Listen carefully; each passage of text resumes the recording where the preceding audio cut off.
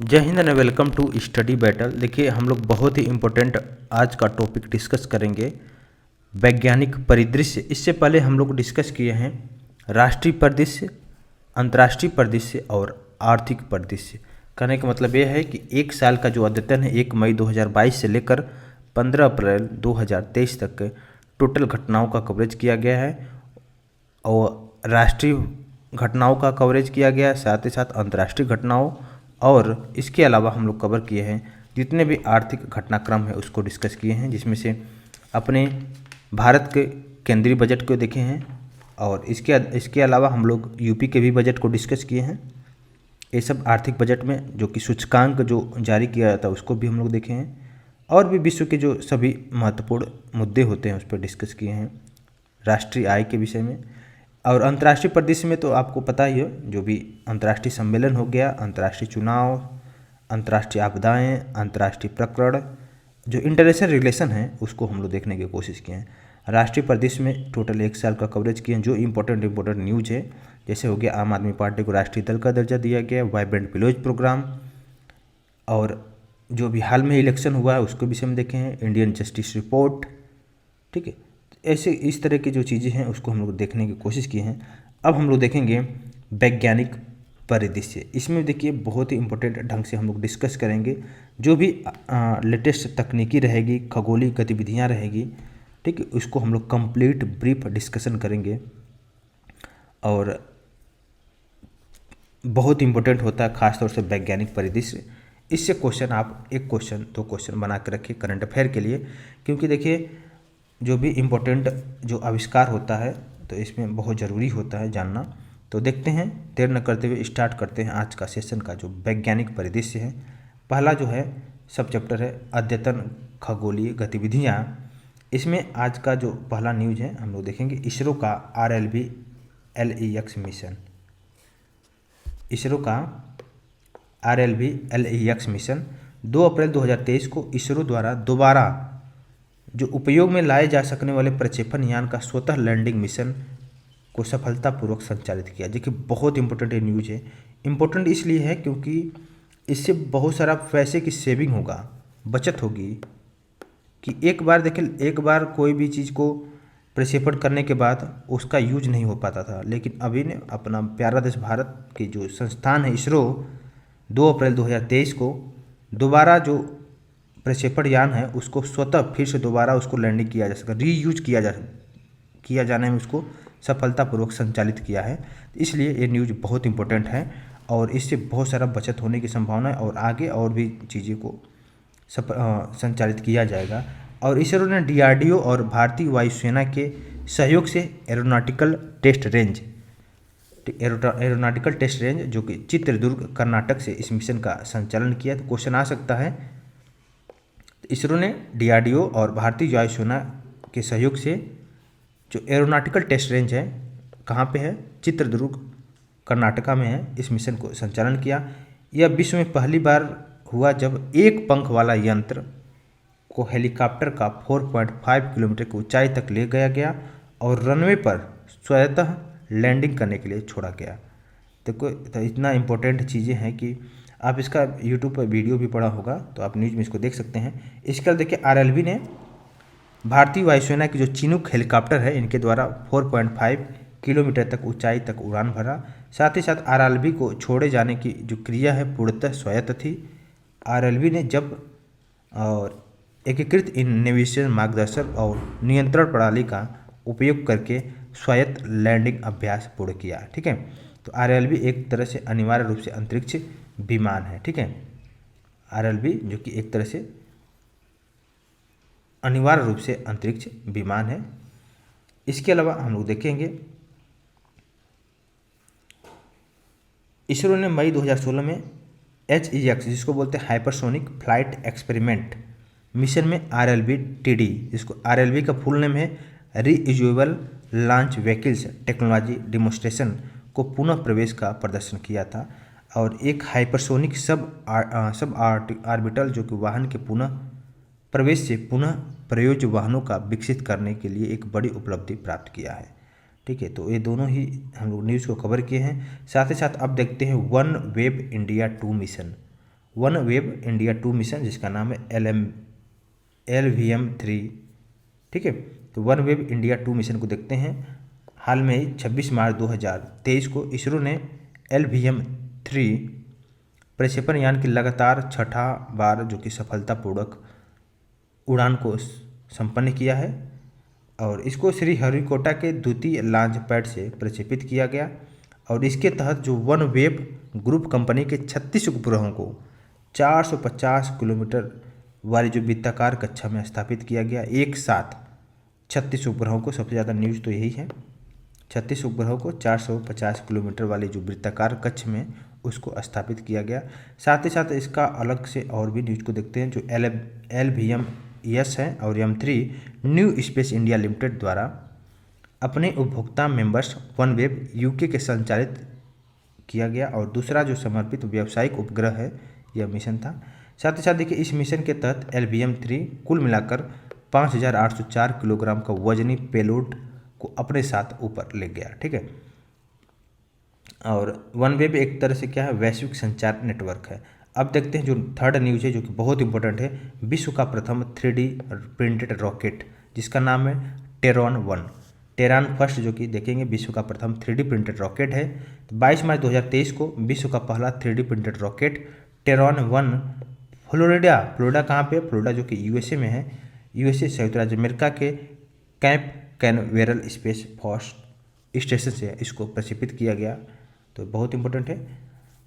तो पहला 3D printed rocket जो कि फ्लोरिडा से इसको कहाँ पे, cap Canaveral space force station से इसको प्रक्षेपित किया गया और इसको लो अर्थ ऑर्बिट में पहुँचने में विफल रहा, ठीक है।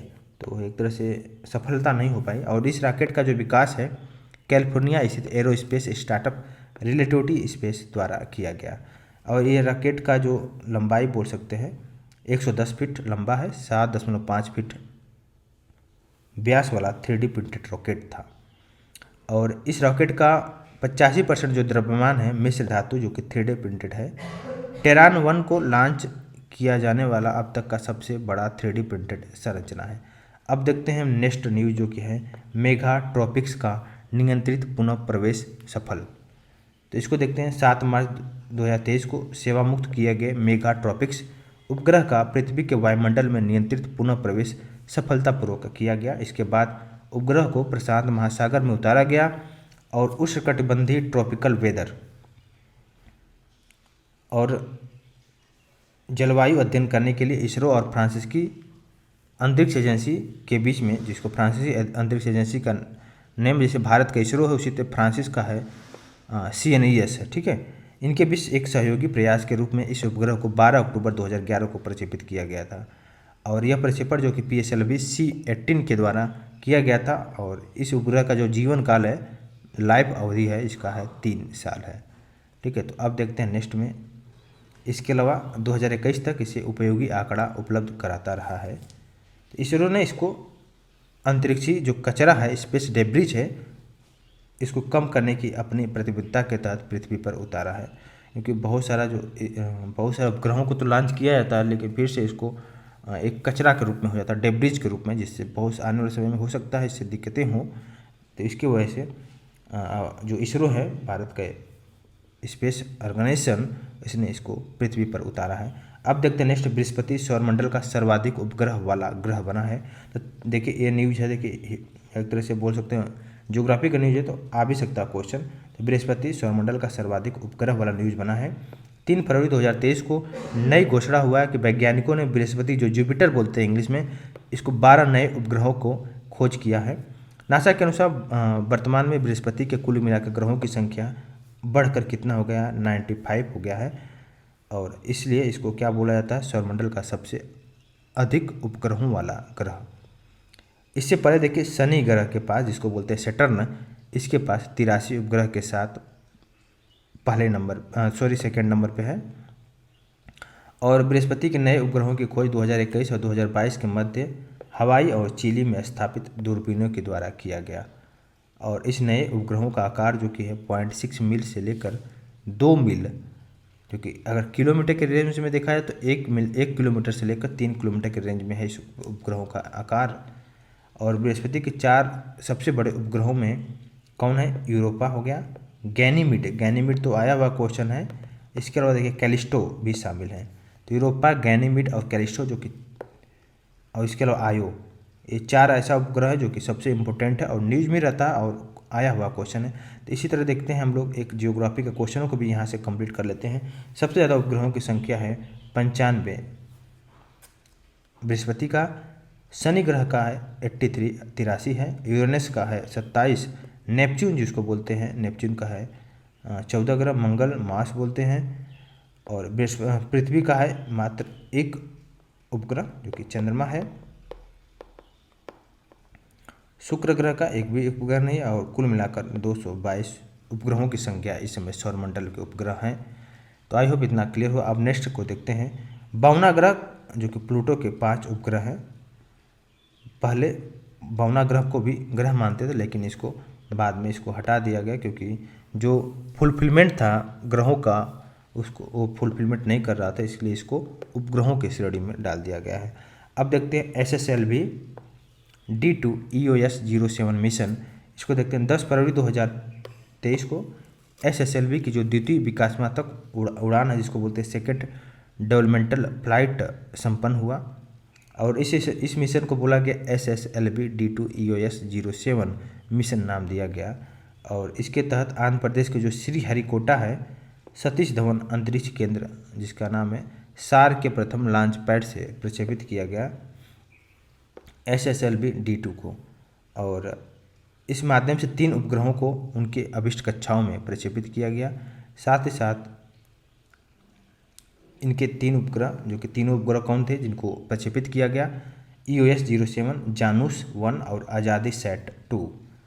EOS 07 इसरो द्वारा डिजाइन और विकसित किया गया एक भूप्रेषण अर्थ ऑब्जर्वेशन सैटेलाइट है जिसका वजन है 156.3 किलोग्राम। और जानूस 1 जो कि है जानूस 1 EOS 07 को तो हम लोग देख लिए, एक भूप्रेषण जो कि अर्थ ऑब्जर्वेशन सैटेलाइट है जो कि पृथ्वी पर नज़र रखेगा। वहीं पर जानूस 1 जो कि एक टेक्नोलॉजी डिमोन्स्ट्रेटर बोलते हैं, एक स्मार्ट उपग्रह मिशन है और यह अमेरिकी कंपनी का एंटारिस का उपग्रह है। जानूस 1 का जो वजन है 10.2 किलोग्राम वजनी है। वहीं पर जानूस 1 विश्व का प्रथम क्लाउड निर्मित प्रदर्शन उपग्रह है, क्लाउड बिल्ट डेमोन्स्ट्रेशन सैटेलाइट है। अब देखते हैं जो तीसरा उपग्रह है। तो तीसरा का नाम है चेन्नई स्थित जो भारतीय एरोस्पेस स्टार्टअप अभी न्यू ओपन हुआ है जस्ट, इसने स्पेस किज इंडिया द्वारा निर्मित उपग्रह है और इसका वजन मात्र 8.8, बहुत ही छोटा, बहुत ही कम वजन है। यह विश्व में यह प्रथम अवसर था जब ग्रामीण पृष्ठभूमि से सम्मत 750 छात्रों ने मिलकर किसी भी उपग्रह के निर्माण में योगदान दिया, जो कि बहुत ही इम्पोर्टेंट न्यूज है। आज़ादी सैट 2 को किसने बनाया है? स्पेस किस इंडिया के द्वारा। और यह सभी महिला अवधारणा जिसको बोलते ऑल वुमेन कंसेप्ट के साथ यह अपनी तरह का पहला अंतरिक्ष मिशन था जिसका उद्देश्य था स्टेम का मतलब होता है देखिए S for science, T for technology, E for engineering and M for mathematics में महिलाओं को बढ़ावा देना। अब देखते अमीरात चंद्र मिशन। तो 11 दिसंबर 2022 को अमेरिका के फ्लोरिडा में cap Canaveral space force station से स्पेसएक्स के फाल्कन 9 रॉकेट द्वारा अमीरात चंद्र मिशन का सफलतापूर्वक प्रक्षेपण किया गया, अमीरात चंद्र मिशन। इसके अलावा चंद्रमा की सतह पर लैंड करने के लिए लक्षित यह पहला अरब मिशन है, फर्स्ट अरब मिशन। इस मिशन के तहत राशिद रोवर को अप्रैल 2023 में चंद्रमा के उत्तर पूर्व स्थित एटलस क्रेटर पर उतारा जाएगा। चेयर साइज का जो कि कुर्सी के आकार का राशिद रोवर का वजन मात्र 10 किलोग्राम है और राशिद रोवर चंद्रमा की सतह पर एक ऐसे क्षेत्र पर उतारा जाएगा जिसका अभी तक भेजे गए किसी भी चंद्र अन्वेषण मिशन द्वारा अध्ययन नहीं किया गया है। 100% अमीराती इंजीनियरिंग के एक दल और UAE में डिजाइन और निर्मित किया गया यह मिशन जिसका नाम था अमीरात चंद्र मिशन, ठीक है। और इस मिशन हेतु दुबई स्थित मोहम्मद बिन राशिद स्पेस सेंटर ने जापान की एक निजी कंपनी जिसका नाम आई स्पेस इंक के साथ अनुबंध पर हस्ताक्षर किए हैं। इसके अलावा नेक्स्ट है जो कि mission dear moon. Mission dear moon को देखते हैं, बहुत इंपॉर्टेंट है रिव्यू न्यूज। दिसंबर 2022 का ये न्यूज है। युसाकू माइजावा ने पहले नागरिक चंद्र पर्यटन मिशन के लिए विश्व भर के 10 मशहूर हस्तियों के चयन का घोषणा किया है और चयनित यात्रियों में एक भारतीय हैं जिनका नाम है भारतीय देव जोशी, जो कि इसके वजह से न्यूज में रहा है। डियर मून मिशन, इसमें देखिए शामिल अंतरिक्ष यात्रियों को देखते हैं। मिशन में जो भूमिका है अंतरिक्ष यान कमांडर जिनका नाम है युसाकू माइजावा, जो कि जापान के हैं, एक उद्यमी हैं। वहीं पे देखिए मिशन डियर मून में जो दूसरा सदस्य है स्टीव आओकी, जो कि संयुक्त राज्य अमेरिका के हैं, एक डीजे निर्माता हैं। तो देखिए इसमें 10 मशहूर हस्तियों को भेजा जा रहा है और दूसरा नेक्स्ट सदस्य हैं टिम डोड, जो कि संयुक्त राज्य अमेरिका के एक यूट्यूबर हैं, इनको भेजा जा रहा है और एमी एडी जो कि चेक गणराज्य के एक बहुविषयक सृजन करता है। तो हर तरह के फील्ड के लोग हैं और इसमें अपने प्यारा देश भारत के देखिए देव जोशी, जो कि एक अभिनेता हैं, इनको भेजा जा रहा है डियर मून मिशन में। ठीक है, एक तरह से एक चंद्र पर्यटन मिशन के लिए भेजा जा रहा है। तो युसाकू माइजावा ने पहले नागरिक चंद्र मिशन के लिए विश्व भर में 10 हस्तियों की घोषणा किया है। तो सबसे इम्पोर्टेंट यही था कि जो सदस्य जा रहे हैं भारत की तरफ से देव जोशी, जो कि एक अभिनेता हैं, ये जा रहे हैं। वहाँ पे दक्षिण कोरिया के हैं जो कि संगीतज्ञ हैं और स्नो बॉर्डर जो कि अमेरिका के हैं और बैकअप सदस्य के रूप में मियू हैं, जापान के नर्तकी हैं, एक डांसर बोल सकते हैं। मिशन में शामिल देव डी जोशी जो कि भारतीय अभिनेता और सोशल मीडिया इन्फ्लुएंसर हैं और इन्हें भारतीय सुपर हीरो बालवीर का किरदार निभाने के लिए जाना जाता है। डियर मून विश्व का पहला ऐसा नागरिक पर्यटन मिशन है जो कि जिसकी कल्पना और वित्त पोषण जापानी अरबपति बिलियनियर युसाकू माइजावा ने किया है। तो बहुत इंपॉर्टेंट है, एक सिविलियन लूनर टूरिज्म मिशन है एक। इस मिशन की घोषणा जो कि सर्वप्रथम 2018 में किया गया और वर्ष 2023 में इसको लॉन्च किया गया है। तो 2018 में ही घोषणा किया गया था इस मिशन का और इसको 2023 में लॉन्च किया गया है। स्पेसएक्स के जो स्टारशिप है, स्पेसएक्स के जो स्टारशिप अंतरिक्ष यान को उपयोग इस निजी अंतरिक्ष यान के लिए किया जाता है और मिशन में शामिल सदस्य अंतरिक्ष यान में समान होकर चंद्रमा की कक्षा में उनका परिक्रमण करेंगे। साथ ही साथ यह मिशन वापस पृथ्वी पर भी लौट आएगा। इसके तहत सदस्य चंद्रमा की सतह पर नहीं उतरेंगे। साथ ही साथ इसमें और भी पॉइंट को देखते हैं। अब देखते हैं नासा का चंद्र मिशन को भी देखते हैं। जब हम लोग देखें मिशन डियर मून को देख लिए तो इसके साथ साथ नासा का भी चंद्र मिशन को देख लेते हैं। पहली महिला अंतरिक्ष यात्री के बारे में आर्टेमिस, देखिए आर्टेमिस सेकेंड नासा के आर्टेमिस कार्यक्रम का द्वितीय प्रस्तावित मिशन है और 1972 में अपोलो 17 के बाद यह चंद्रमा हेतु पहला मानव युक्त क्रूड मिशन होगा। 1972 के बाद आर्टेमिस सेकेंड और 3 अप्रैल 2023 को नासा ने आर्टेमिस सेकेंड चंद्र मिशन पर जाने वाले 4 अंतरिक्ष यात्रियों के नाम की घोषणा किया। जो 4 अंतरिक्ष यात्री हैं उसमें से पहला है Reid Wiseman, Victor Glover, Christina Hammock Koch और जेरेमी हैसन। क्रिस्टिना कोच जो कि चंद्र मिशन पर जाने वाली पहली महिला होंगी जो कि अंतरिक्ष यात्री होंगी। क्रिस्टिना कोच के नाम जो कि अंतरिक्ष में किसी महिला द्वारा सबसे लंबी 328 दिन एकल अंतरिक्ष उड़ान का रिकॉर्ड दर्ज है। तो एक सबसे बड़े इनके नाम उल्लेखनीय रिकॉर्ड भी है। साथ ही साथ यह पूर्णतः महिलाओं द्वारा की गई स्पार्क में भी शामिल हुई हैं। तो इनके पास काफ़ी अनुभव है, तो इनको इसलिए चुना गया है नासा के द्वारा चंद्र मिशन में, जिसका नाम है आर्टेमिस। ठीक है,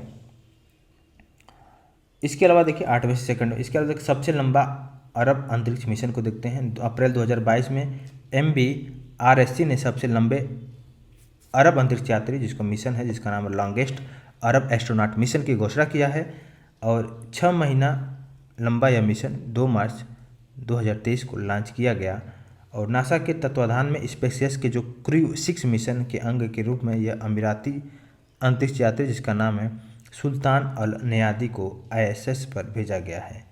ठीक है, इसके अलावा देखते हैं यह दूसरा अवसर है जब अंतरिक्ष अन्वेषण हेतु UAE द्वारा किसी अमीराती अंतरिक्ष यात्री को अंतरिक्ष में भेजा गया और जिनका नाम है देखिए हज्जा अल मंसूरी अंतरिक्ष में जाने वाले यूएई के प्रथम व्यक्ति हैं, जिनका नाम है हज्जा अल मंसूरी। और वर्ष 2021 में यूएई के अंतरिक्ष यात्री कार्यक्रम के अंतर्गत पहला महिला अरब अंतरिक्ष यात्री के रूप में नोरा अल मतरूसी का चुनाव करने की घोषणा किया गया है। अब देखते हैं नेक्स्ट PSLV C-54 और EOS-06 मिशन को देखते हैं। बहुत इंपॉर्टेंट न्यूज़ जो है, इससे पहले हम लोग देखते हैं EOS-07 मिशन को, तो अब देखते हैं PSLV C-54 EOS-06 मिशन को। देखिए 26 नवंबर 2022 को भारत के ध्रुवीय उपग्रह प्रक्षेपण यान की जो 56वीं उड़ान है उसको सफलतापूर्वक संपन्न हुआ और PSLV C-54 ने आंध्र प्रदेश के श्रीहरिकोटा में स्थित सतीश धवन अंतरिक्ष केंद्र, जिसका नाम है सार के प्रथम लॉन्च पैड से सफलतापूर्वक उड़ान भरा है। इसके पश्चात EOS-06 8 नैनो उपग्रहों को 2 विभिन्न जो कि सूर्य तुल्यकाली ध्रुवीय कक्षा, जिसको इंग्लिश में बोलते हैं सिंक्रोनियस पोलर ऑर्बिट में स्थापित कर दिया गया। तो 8 नैनो उपग्रह को 2 विभिन्न कक्षाओं में स्थापित किया गया है। और भारतीय अंतरिक्ष अनुसंधान केंद्र इसरो को बोलते हैं, इनके द्वारा संचालित सबसे लंबी अवधि के मिशनों में से एक था EOS-06 मिशन। इसके अलावा नेक्स्ट में देखते हैं PSLV C-54 द्वारा जो प्रक्षेपित उपग्रह है। देखिए PSLV C-54 बहुत इंपॉर्टेंट है। इसके द्वारा जो प्रक्षेपित उपग्रह इसको देखते हैं। देखिए EOS-06 UR राव उपग्रह केंद्र भारत संबंध एजेंसी है और द्रव्यमान जो था 1117 किलोग्राम था। INS-2B जो कि UR राव उपग्रह केंद्र भारत का संबंध एजेंसी है, जो कि इसका वजन है मात्र 18.28 किलोग्राम। इसके बाद आनंद है थाईबोल्ट जो कि ध्रुव स्पेस भारत का संबंध एजेंसी है, इसका वजन मात्र 1.45 किलोग्राम है। ठीक है, इसके अलावा इसको आप देख सकते हैं। इसके अलावा देखिए EOS-06 जो ओशन सेट श्रृंखला है, इसमें तृतीय पीढ़ी 3rd जनरेशन का उपग्रह है EOS-06 और इसका पूरा नाम जो कि भू अवलोकन अर्थ पर रखा गया है, इसको बोलते हैं अर्थ ऑब्जर्वेशन सैटेलाइट 6 नाम दिया गया है। E for earth, O for observation, S for satellite 06 नाम दिया गया है। और समुद्र के रंग संबंधी जो कि ओशियन कलर डेटा, समुद्र सतह के तापमान हो गया, पवन का गति संबंधी आंकड़ों का पर्यवेक्षण करेगा, जिनका उपयोग समुद्र के विज्ञान में, जलवायु, मौसम विज्ञान और बहुत सारा बाढ़ की समस्या रहती है समुद्र तटीय इलाकों में, उन सारे समस्याओं को पहले ही अवगत कराने का काम जो कि EOS-06 करेगा। और उनके कलर के विषय में, तापमान के विषय में, जो पवन की गति होती है तटीय इलाकों पे, जो बाढ़ की समस्या होता है, इस सब तरह की चीज़ों को उससे बचाव, उससे पहले से ही बचाव तो नहीं कर सकते हैं, लेकिन एक तरह से प्रिपेयर्ड कर सकते हैं, पहले से प्रिपेयर हो सकते हैं, जिससे जान बहुत सारा बच सकती है। तो उल्लेखनीय है कि जो संयुक्त राष्ट्र द्वारा सतत विकास के लिए महासागर विज्ञान के दशक 2021-30 में, जिसको बोलते हैं इंग्लिश में 11 decades of ocean science for sustainable development की शुरुआत के बाद यह भारत द्वारा किसी प्रमुख महासागरीय अनुसंधान उपग्रह का प्रथम प्रक्षेपण था। INS-2B जो कि ISRO nano satellite 2 for Bhutan उपग्रह को इंडिया भूटान सैट के नाम से भी जाना जाता है। यह एक नैनो उपग्रह और भारत और भूटान द्वारा संयुक्त रूप से विकसित उपग्रह है। और इंडिया भूटान सैट भूटान का दूसरा उपग्रह है, इंडिया भूटान सैट। ठीक है, इसके अलावा इसमें और भी पॉइंट को देखते हैं। अंतरिक्ष में जो प्रक्षेपित किया जाने वाला भूटान का प्रथम नैनो उपग्रह कौन है? भूटान फर्स्ट। और आनंद कहाँ पे? देखिए बेंगलुरु स्थित अंतरिक्ष औद्योगिक प्रौद्योगिकी क्षेत्र की स्टार्टअप कंपनी है, जिसका नाम है पिक्सेल के द्वारा इनको विकसित किया गया आनंद को। और पिक्सेल द्वारा विकसित तीसरा हाइपर स्पेक्ट्रल उपग्रह है। ठीक है, इसमें और भी कुछ पॉइंटों को देख लेते हैं। EOS-06 मिशन को देखिए अप्रैल 2022 में स्पेसएक्स के फॉल्कन 9 रॉकेट द्वारा पिक्सेल के शंकुतला नामक उपग्रह का भी प्रक्षेपण किया गया था। पिक्सेल किसी व्यावसायिक उपग्रह का प्रक्षेपण करने वाला प्रथम भारतीय निजी कंपनी बन गया है पिक्सेल। और इस मिशन के तहत थाईबोल्ट 1, थाईबोल्ट 2 नामक 2 रेडियो संचार नैनो उपग्रहों का भी प्रक्षेपण किया गया है। साथ ही साथ इस नैनो उपग्रहों को राष्ट्रीय पुरस्कार विजेता अंतरिक्ष प्रौद्योगिकी क्षेत्र की startup company Dhruva space private limited Hyderabad ने डिजाइन और विकसित किया है। इंटरनेट ऑफ थिंग एस्ट्रोकार्ट्स इंटरनेट ऑफ थिंग एक प्रदर्शक उपग्रह है। ठीक है, तो बहुत इंपॉर्टेंट था। अब हम लोग नेक्स्ट में देखेंगे, नेक्स्ट न्यूज है जो कि विक्रम, भारत का पहला निजी प्रक्षेपण यान को विषय में देखेंगे, विक्रम एस। तो 18 नवंबर 2022 को विक्रम एस रॉकेट का प्रक्षेपण यान सफलतापूर्वक किया गया और इस रॉकेट का प्रक्षेपण आंध्र प्रदेश के श्रीहरिकोटा स्थित सतीश धवन अंतरिक्ष केंद्र सार के साउंडिंग रॉकेट प्रक्षेपण परीक्षण, जिसको बोलते हैं साउंडिंग रॉकेट लॉन्च कॉम्प्लेक्स से किया गया विक्रम एस रॉकेट का प्रक्षेपण। विक्रम एस के विषय में थोड़ा सा देखते हैं। इसमें देखिए, मेमर्स स्काईरूट एरोस्पेस प्राइवेट लिमिटेड द्वारा इस रॉकेट का मिशन प्रारंभ के तहत इसको प्रक्षेपित किया गया। इसका डिजाइन और निर्मित किसी रॉकेट का यह भारत में प्रथम प्रक्षेपण था। निजी क्षेत्रों द्वारा यह डिजाइन किया गया है। तो अब इसरो के अलावा निजी भी कंपनियां धीरे धीरे आ रही है स्पेस ऑर्गेनाइजेशन में, और इस मिशन के अंतरिक्ष विभाग के अंतर्गत एक स्वायत्त नोडल एजेंसी, जिसको बोलते हैं in space, Indian national space promotion and authorisation centre द्वारा ऑथराइज है। और विक्रम एस रॉकेट को बेहद ही कम समय में प्रक्षेपण के लिए तैयार करने तो इसरो के विभिन्न केंद्रों जैसे कि सतीश धवन अंतरिक्ष केंद्र और ISRO telemetry tracking commands network, इसके अलावा विक्रम साराभाई अंतरिक्ष केंद्र, स्काई रूट्स टूम और इन स्पेस की महत्वपूर्ण भूमिका रहा है बहुत ही कम समय में इसको तैयार करने में और इसको प्रक्षेपण करने के लिए। ठीक है, साथ ही साथ देखिए विक्रम एस अपने अंतरिक्ष में कुल मिलाकर 3 पेलोड को ले गया, जिसमें से एक विदेशी ग्राहक था। तो अब तीनों को डिस्कस करेंगे वन बाय वन करके। जो पहला था स्पेस किड्स इंडिया जो कि चेन्नई, इसको ले गया पेलोड को। दूसरा जो कि इन स्पेस टेक इंडिया जो कि आंध्र प्रदेश का, इसको ले गया। और तीसरा जो कि है अर्मेनिया का है जिसका नाम है बाजुक MQ। ठीक है, इसके विषय में हम लोग डिस्कस करेंगे वन बाय वन करके। तो सबसे पहले देखते हैं विक्रम एस द्वारा जो स्पेस किड इंडिया के जो फनसेट नामक उपग्रह को प्रक्षेपित किया गया। तो 3 प्लेयर्स को प्रक्षेपण किया गया, विक्रम एस अपने साथ ले गया, space kids India Chennai, in space tech India और बाजुम को आर्मेनिया का, इसको लेके इसको देखेंगे वन बाय वन करके। तो स्पेस किड्स इंडिया के जो फनसेट उपग्रह है उसको प्रक्षेपित किया गया विक्रम एस से। इसके अलावा इसका वजन देखते हैं। इसका वजन जो फनसेट का वजन है मात्र 2.5 किलोग्राम वजनी है और फनसेट को Bharat, America, UAE, Malaysia, Singapore और इंडोनेशिया के 100 से अधिक छात्रों के द्वारा विकसित किया गया, जिसकी वजह से न्यूज में रहा है फनसेट। और इस फनसेट का एक तरह से छात्र स्टूडेंट सैटेलाइट है। और इसके अतिरिक्त जो 2 अन्य हैं, विक्रम एस ने इन स्पेस टेक इंडिया के लक्ष्य सेट नामक उपग्रह और बाजुम स्पेस रिसर्च लैब के क्यूबसेट को प्रक्षेपित किया विक्रम एस। तो ये 3 उपग्रह को प्रक्षेपित किया। ठीक है, एक फनसेट हो गया, दूसरा हो गया लक्ष्य सेट और थर्ड हो गया क्यूबसेट। तो तीनों सेट से स्टार्ट है, तो इसको हम लोग लिख दे रहे हैं। एक हो गया फनसेट, सेकेंड हो गया लक्ष्य सेट, थर्ड हो गया क्यूबसेट। इनका वजन बहुत ही कम है मात्र। और विक्रम एस के विषय में और भी देखते हैं। विक्रम एस भारत का प्रथम निजी प्रमोशन यान है, जिसको बोलते हैं India's first ever private launch vehicles. ठीक है, और इस रॉकेट का विकास अंतरिक्ष प्रौद्योगिकी क्षेत्र के एक गैर सरकारी संस्थान startup Skyroot aerospace private limited Hyderabad के द्वारा किया गया। और विक्रम एस एक एकल चरणीय जो कि ठोस प्रवर्धक, जिसको बोलते हैं सॉलिड प्रोपेलेंट और सब ऑर्टिकल रॉकेट है। विक्रम एस विश्व के कुछ चुनिंदा पूर्ण कंपोजिट, जिसको बोलते हैं ऑल प्रक्षेपण यानों में से एक है।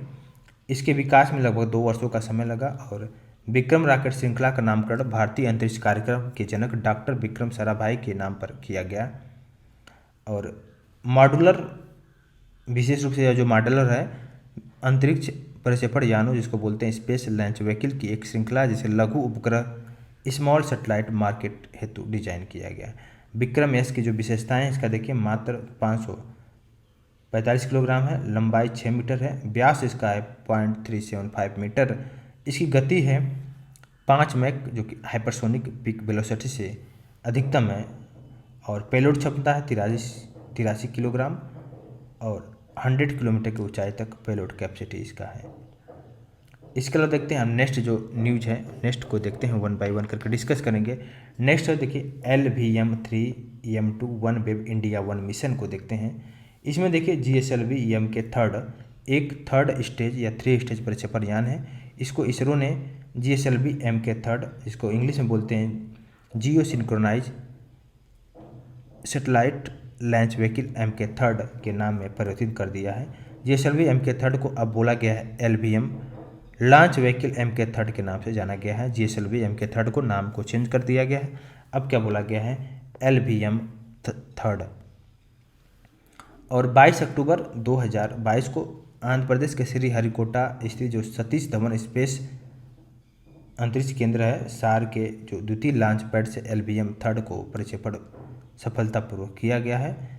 और इसमें थोड़ा सा और देखा जाए तो इस मिशन के तहत कुल मिलाकर 36 उपग्रहों को उनकी निर्धारित कक्षाओं में सफलतापूर्वक स्थापित कर दिया गया। फर्स्ट कॉमर्शियल मिशन है LVM थर्ड, और 36 वनवेब उपग्रहों के साथ LVM थर्ड का यह एक फर्स्ट मल्टी सैटेलाइट मिशन था। और जो लो अर्थ ऑर्बिट है इसमें LVM थर्ड का प्रथम प्रक्षेपण था। इसका वजन जो कि देखा जाए 6 टन वजनी पेलोड के साथ साथ यह किसी भी रॉकेट की पहली उड़ान था। न्यू स्पेस लिमिटेड का यह पहला मिशन था LVM के साथ ही साथ इसको देखा न्यू स्पेस इंडिया लिमिटेड जो अंतरिक्ष विभाग के साथ यह पहला OneWeb मिशन था। ठीक है, तो LVM third M2 OneWeb India 1, ठीक है। और LVM थर्ड जो कि है दूसरा परिचालनात्मक उड़ान है जिसको बोलते हैं सेकेंड ऑपरेशनल फ्लाइट। और LVM थर्ड जो कि यमोन चंद्रमा 2 मिशन के माध्यम से चंद्रमा 2 का प्रक्षेपण किया गया था। इसको देख लीजिएगा। इस मिशन के जो NSIL है और UK स्थित एक कंपनी जिसका नाम था मेमर्स इंडिया एक्सेस एसोसिएशन लिमिटेड, इनके मध्य एक वाणिज्यिक व्यवस्था कमर्शियल अरेंजमेंट के अंग के रूप में संचालित किया गया। इस मिशन के तहत 36 OneWeb जनरेशन फर्स्ट के उपग्रहों को प्रक्षेपण किया गया। 36 उपग्रहों का जो कुल वजन रखा गया है 5796 किलोग्राम था। ठीक है, इसके अलावा आप देखते हैं PSLV C53 DSEO मिशन को देखते हैं। तो 30 जून 2022 को भारतीय अंतरिक्ष अनुसंधान केंद्र या अनुसंधान संगठन इनके द्वारा जो कि PSLV C53 DSEO मिशन का प्रक्षेपण किया गया। इस मिशन को भी वही सेम है, आंध्र प्रदेश के श्रीहरिकोटा स्थित सतीश धवन स्पेस अंतरिक्ष केंद्र जो कि सार के द्वितीय लॉन्च पैड से इसका भी प्रक्षेपण किया गया। और भारत सरकार के जो अंतरिक्ष विभाग के अधीन जो न्यू स्पेस इंडिया लिमिटेड का यह दूसरा पूर्णतः मिशन वाणिज्यिक या कमर्शियल मिशन था। और फरवरी 2021 में प्रक्षेपित अमेजोनिया 1 मिशन जो कि न्यू स्पेस इंडिया लिमिटेड के द्वारा पहला पूर्णतः वाणिज्यिक मिशन था। सेकेंड जो कि ये मिशन है PSLV C53 DSEO मिशन जो कि सेकेंड है। और जो कि PSLV C51 जो कि अमेजोनिया मिशन है ये पहला न्यू स्पेस इंडिया लिमिटेड के द्वारा संचालित जो कि कमर्शियल मिशन था। इसके अलावा देखिए PSLV का 55वां और PSLV के कोर अलोन संस्करण का यह 15वां मिशन है। PSLV C53 ने सिंगापुर के 3 उपग्रह जो कि 570 किलोमीटर की ऊंचाई वाली वृत्ताकार कक्षा में स्थापित कर दिया है। ये 3 उपग्रह कौन से हैं, DSEO, न्यूसार और स्कूब 1। अब इस तीनों उपग्रह को हम लोग डिस्कस करेंगे थोड़ा थोड़ा, ये क्यों न्यूज में रहा है, क्या इसका कार्य है, इसको हम लोग डिस्कस करेंगे, किसके सहयोग से बना है। तो जो होगा न्यूज होगा इसको देखेंगे। तो पहला जो है DSEO एक हेक्सागनल आकार का, हेक्सागनल मतलब जिसका 6 भुजाएं हो, हेक्सागनल कुछ इस तरह है। ठीक है, तो 6 भुजाएं 1 2 3 4 5 6, तो हेक्सागनल आकार है और अर्थ ऑब्जर्वेशन सैटेलाइट है यह DSEO। ठीक है, और इनका इसरो के अनुसार इसका जो वजन है 367 किलोग्राम इसका वजन है। न्यूसार जिसको बोलते हैं सिंथेटिक अपर्चर रडार माइक्रो उपग्रह यह है DSEO। और DSEO जो कि न्यूसार जो कि है ये न्यूसार है जो कि हम लोग डिस्कस कर रहे हैं, सेकेंड उपग्रह है। यह एक क्या है, सिंथेटिक अपर्चक रडार है जो कि माइक्रो उपग्रह है। इसका वजन मात्र 155 किलोग्राम है। यह सिंगापुर का यह प्रथम स्थानीय रूप से विकसित सिंथेटिक अपर्चक रडार है। अब जो थर्ड उपग्रह है स्कूप 1, इसको नानयांग प्रौद्योगिकी विश्वविद्यालय जो कि सिंगापुर के द्वारा निर्मित एक प्रौद्योगिकी प्रदर्शक उपग्रह है। इसका मात्र वजन 2.8 किलोग्राम है, बहुत ही कम वजन है। और इस मिशन में पीएसएलवी के चौथे चरण जो इसको बोलते हैं PS4 स्टेज का उपयोग कक्षीय प्लेटफॉर्म स्टेबलाइज ऑर्बिटल प्लेटफॉर्म के रूप में किया गया। PS4 चरण एक स्थिर प्लेटफॉर्म के रूप में पृथ्वी की परिक्रमा करेगा। संज्ञ मिशन के तहत इसरो ने उपग्रहों को स्थापित करने के बाद भी रॉकेट के चौथे चरण को सक्रिय रखकर इसकी उपयोगिता का प्रदर्शन किया गया। देखिए, संघ मिशन के तहत पीएसएलवी C-53 के चौथे चरण को सौर पैनलों, लिथियम आयन बैटरियों से लैस किया गया ताकि वह उपग्रहों से कक्षा में स्थापित करने के बाद भी सक्रिय रह सके। ठीक है, और तो लिथियम आयन बैटरियों से बिल्कुल लैस किया गया है इनको। और पीएसएलवी जो कि कक्षीय प्रायोगिक मॉड्यूल नाम दिया गया इसको। पोएम को तो हो गया पोएम पीएसएलवी मतलब हो गया पीएसएलवी ऑर्बिटल एक्सपेरिमेंट मॉड्यूल नाम दिया गया। कुल मिलाकर 6 पेलोड को अंतरिक्ष में भेजा गया है। और इनके 2 पेलोड जो कि अंतरिक्षीय क्षेत्र में भारतीय स्टार्टअप्स मेमस दिंगतारा और मेमस ध्रुव स्पेस के थे। और इसरो ने PS4 के एक कक्षीय प्लेटफॉर्म के रूप में प्रयोग करने की जो क्षमता का प्रदर्शन सर्वप्रथम जनवरी 2019 में किया। ठीक है, इसके अलावा देखते हैं इस मिशन के अंतर्गत जो छात्रों द्वारा निर्मित उपग्रह है क्लामसेट V2 पीएसएलवी के चौथे चरण का एक कक्षीय प्लेटफॉर्म के रूप में प्रयोग करने वाले प्रथम उपग्रह होने का एक गौरव प्राप्त हुआ है। पीएसएलवी एक 4 चरणीय रॉकेट है। तो पीएसएलवी के विषय में अगर पूछे तो आपको बिल्कुल कन्फ्यूज नहीं होना है। साथ ही साथ इसमें नेक्स्ट न्यूज़ को देखते हैं। स्पार्क भारत का प्रथम अंतरिक्ष विषयक वर्चुअल संग्रहालय 10 अगस्त 2022 को भारतीय अंतरिक्ष अनुसंधान संगठन इसरो ने भारत के प्रथम अंतरिक्ष विषयक संग्रहालय को लॉन्च किया है और इसको नाम दिया है स्पार्क। तो स्पार्क क्यों न्यूज में है? तो भारत का प्रथम अंतरिक्ष विषयक वर्चुअल संग्रहालय है, इसकी वजह से न्यूज में है। और इस प्लेटफॉर्म पर इसरो के प्रमोचक रॉकेटर्स, उपग्रहों और वैज्ञानिकों मिशनों से जो संबंधित दस्तावेज, चित्र और वीडियो को मौजूद है इसमें। इसके अलावा देखिए GSAT-24 का सफल प्रक्षेपण, इसको देखते हैं GSAT-24 का सफल प्रक्षेपण। तो 23 जून 2022 को एरियन स्पेस द्वारा संचालित एरियन 5 रॉकेट मिशन का प्रक्षेपण कोरू, फ्रेंच गुयाना, दक्षिण अमेरिका से सफलतापूर्वक इसको संपन्न किया गया। और इस मिशन के तहत दो दूरसंचार उपग्रहों GSAT-24 और मीसैट 3D को जियो स्टेशनरी ऑर्बिट में स्थापित किया गया। GSAT-24 का सफल प्रक्षेपण किया गया। GSAT-24 के विषय में देखिए, इसको इसरो के द्वारा निर्मित किया गया है और न्यू स्पेस इंडिया लिमिटेड इनके द्वारा स्वामित्व और संचालित और वित्त पोषित है। तो इसरो द्वारा निर्मित किया गया और न्यू स्पेस इंडिया लिमिटेड के द्वारा स्वामित्व किया गया और संचालित और वित्त पोषित किया गया। और यह उपग्रह अपने साथ जो कि 24 KU बैंड ट्रांसपोंडरों को ले गया, जिसका वजन 4181.3 किलोग्राम है। मिशन का जो लाइफ है 15 वर्ष के लिए रखा गया है GSAT-24 को। और यह एक कॉमर्शियल मेमस डाटा प्ले है, मतलब यह उपग्रह देश का DTH जिसको बोलते हैं डायरेक्ट टू होम संचार की आवश्यकताओं को पूर्ति करेगा। GSAT-24 यह GSAT-24 एक हाई क्वालिटी टेलीविज़न दूरसंचार प्रसारण सेवाओं का प्रदान करेगा। GSAT-24 अंतरिक्ष क्षेत्र सुधार के पश्चात NSIL का प्रथम मांग प्रेरित उपग्रह डिमांड ड्राइवन सैटेलाइट मिशन है। और जून 2020 में प्रधानमंत्री नरेंद्र मोदी की अध्यक्षता में केंद्रीय मंत्रिमंडल ने अंतरिक्ष क्षेत्र में जो दूरगामी सुधारों को मंजूरी प्रदान किया है।